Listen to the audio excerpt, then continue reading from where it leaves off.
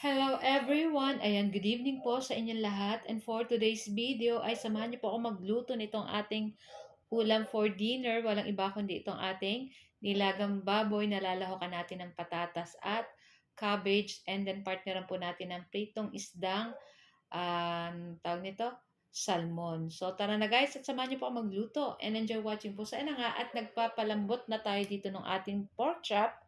So, pork chop yung ating gamit. So, malambot na po yan.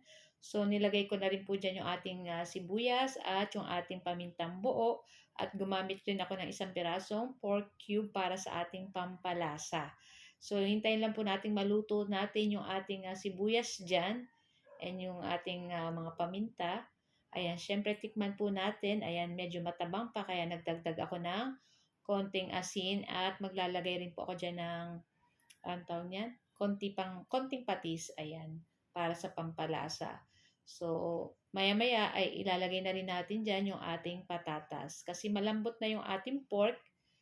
So, ilagay na rin po natin dyan yung ating patatas. So, meron po akong 2 pirasong patatas at pig-slice ko lang ng pa-cubes-cubes ng medyo malaki-laki. Ayan, depende po sa sukat ng ating pork. Tapos, ayan na nga, at malambot na rin yung ating patatas. Siyempre, last nating ilalagay yung ating repolyo or yung ating cabbage.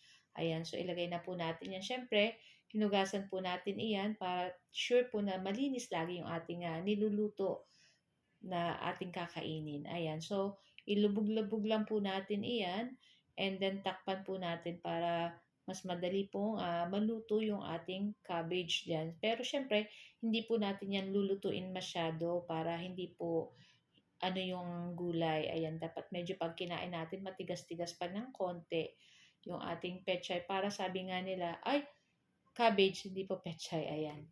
So, dapat nga sabi nila, dapat medyo half cook lang yung ating mga gulay para yung sustansya niya is nandun pa din.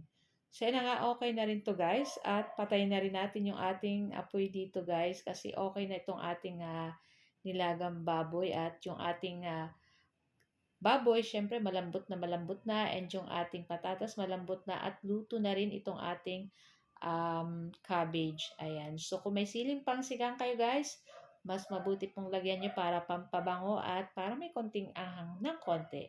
So, luto na yan at mag-ready naman tayo dito sa ating kawali. Ay magpainit tayo at tapos magprito na tayo nitong ating isdang salmon. So, napakasarap nito guys at malaman talaga.